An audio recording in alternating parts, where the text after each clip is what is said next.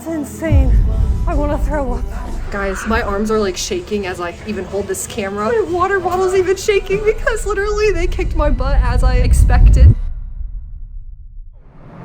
There we go. Do I look at the camera or do I look straight? Definitely drive. Okay. If you want to glance, that's okay, but Okay. don't like make continuous eye contact. Okay, sounds good. So today we are going to Anderson, Indiana, and we are going to Tom's boxing gym. I'm really excited because I was training in his gym in 2021 during my prime internship, which I had to do like a 7-month internship in Anderson. This guy's story is really cool, like why he started the gym in the first place. He's really impacted me personally. I was coming out of a season of like just like a lot of hardship, honestly. It was almost like a rebuilding phase like in my life, and I just thought it was like perfect timing from the Lord, specifically because I think I needed to learn like how to fight again and how to just be like pushed mentally. I just think like the mission behind what he's doing is awesome, and yeah, I'm excited for you guys to get to know him. I was telling Isaac, I am very much prepared today to get my butt kicked because it really is an intense workout, and I haven't worked out this intensely in like a really long time. I think it will be good though. Here we are. Oh, I'm excited to see Tom. I have not seen him in a hot minute. Welcome to the boxing gym. Hello. Hi. Hey, how are you? Oh, it's so good to see you. Dang. So this is Isaac. Hi, Isaac. Nice to meet you. Yes, this is Tom. Still have the wall. Before I die, I will. I think this was mine. Yeah. Be content. So, Tom, tell me about just like your experience in boxing in general. So when did you start? How long ago was it? How long have you been a part of it? Yeah, I started boxing when I was around 10 years old. My father and I used to watch a lot of fights, and I just always wanted to try it since I was in elementary school. So I ended up boxing from around age 10 to around age 20. We had a shortage of coaches in my community, and one of the last guys that was pouring into us and always training us had passed away, and it seemed like we had a lot of young kids that needed some direction. And so there were some of us who stepped up and just started coaching, helping out the younger kids, and it just kind of took off from there. I was mostly working with university students when I moved here for the first 7-8 years. Around 75% of them were female, and a fourth of them were male, which I think is a really good statistic because most of the gyms I grew up going to and going around, like, women wouldn't feel very comfortable in there, and I really wanted to create like a safe environment for everybody, that everybody had fun and felt comfortable. When I moved here about 12 years ago, it was really hard being the person from the outside coming into a new environment. I walked into a few different gyms and offered to be a helper, an assistant. You know, I told them I'll mop the floor, I'll do whatever. I think there's a lot of mistrust when somebody comes in that's not from here, so it created a lot of awkwardness. So then I figured, well, they have the competition aspect covered, I'm gonna go start a fitness gym. So I didn't set out in the beginning to be a competitive gym. It was just strictly for fitness for people. I like to think I can take anybody and make them a lot more successful in here a few months down the road than when they got here. So when that person's coming in here very vocal and looking at me in my eyes and saying, hey, what's up, coach? How's it going? How's your day today? And that kind of thing, when this person wouldn't say 2 words to me or even look up while they were in here at the beginning. That confidence stretches to like all areas of their life, whether it's social relations at school, family relations. They'll be more confident when they go for a job interview, just any sort of thing like that, because they have something that they own and something that they're becoming better at. That's sort of my number one goal when people come here. I probably have about a 99% record, 99.9% record at this, that people feel better when they leave here than when they got here. I finished my PhD about a year ago. Woo, that's and exciting. I've been at Cincinnati State for 2 years now, and I just teach online. It's a lot of fun teaching with that format because it gives me time. I'm a grandfather now, so 3 days a week I'm home with my granddaughter all week, and then, you know, checking emails from students and things like that. And then I come here, so yeah, I'm having a lot of fun. What does like a typical boxing workout look like? 3-minute rounds, 45 seconds off from the time they get here till the time they leave, an hour and a half, 2 hours later. So they start with 3 rounds of jump rope. They do anywhere between 1 and 3 rounds of burpees, which would be like 50 to 100 burpees. And then they'll do anywhere from 3 to 6 rounds of different footwork drills. And then they'll get in the stations, maybe 4 or 5 rounds of heavy bag, a couple rounds of speed bag, a couple rounds of me working with them on focus mitts. And we probably have at least 30 or so different drills that we do, any number of things that we have available to us. There you go. Now pull it across the back of your hand. I kind of remember this. Spread the fingers. Like this? Yeah, you can do that. Oh, were we going through your fingers like that? That's good. I don't remember.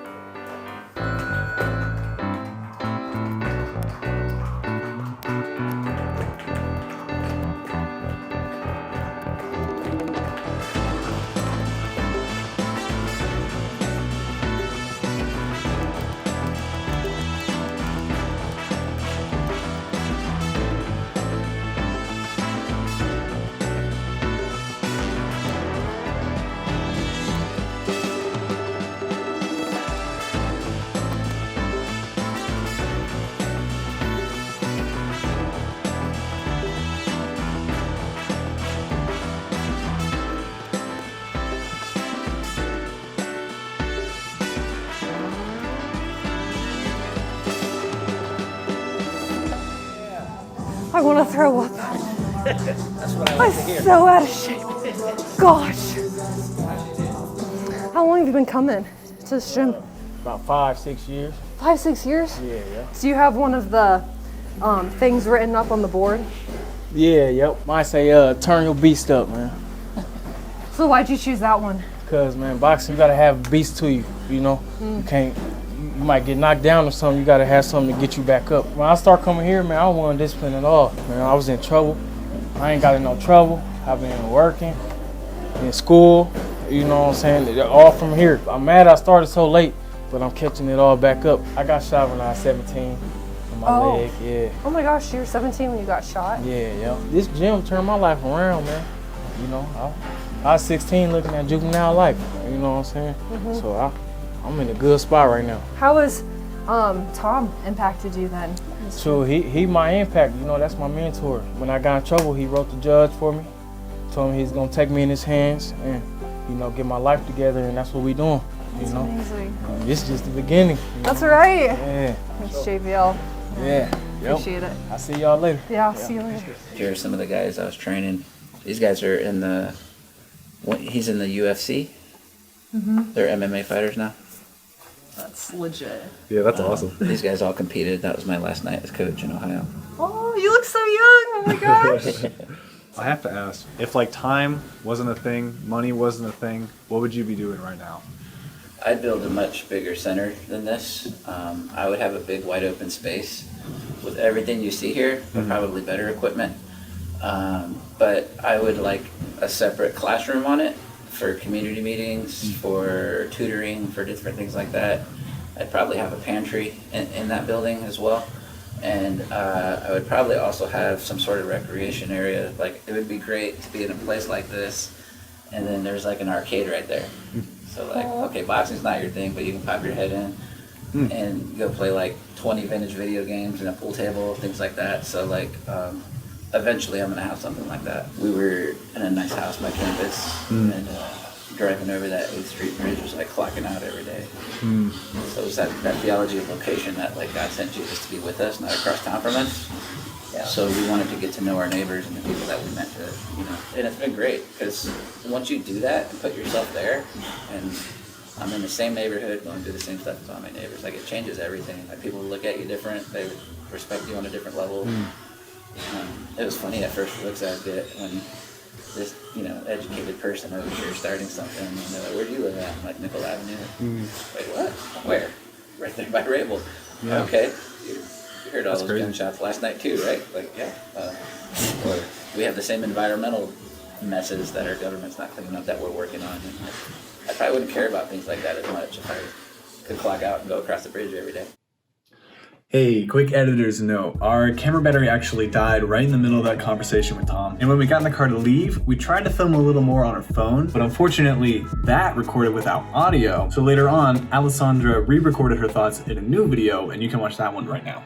Some of us have like that really awesome self-discipline, which is like awesome, but then sometimes like some of us need another person to help us be stronger or to be better or to work on our craft or whatever it is we want to do. And I think that's what I needed to learn from Tom. I was able to be involved in something, be involved in a community where people wanted to get better. Like if you don't have a community of people that want to make you better, like I just encourage you to do that. And I don't know what that looks like. I don't know if that means getting involved in a sport or a boxing gym. It's just so important to have people who are willing to make you better, willing to make you stronger. Maybe you want someone to push you and make you stronger or have like that mentor or coach figure in your life. Maybe you already kind of know that person in the back of your head, but you're too afraid to ask. Friend, now is the time to ask. It's so worth it. It's so worth it. And even if it's only for a season, truly they will make all the difference for you. So those would be my final thoughts. Thank you so much, Tom, for being a light, not only in my life, but being a light in the local community at Anderson. Truly, you have impacted so many lives and especially mine. So thank you so much, Tom. Thank you guys so much for watching this video. It means a lot to us. Again, please leave a like and share this video with a friend. We literally have already received so much support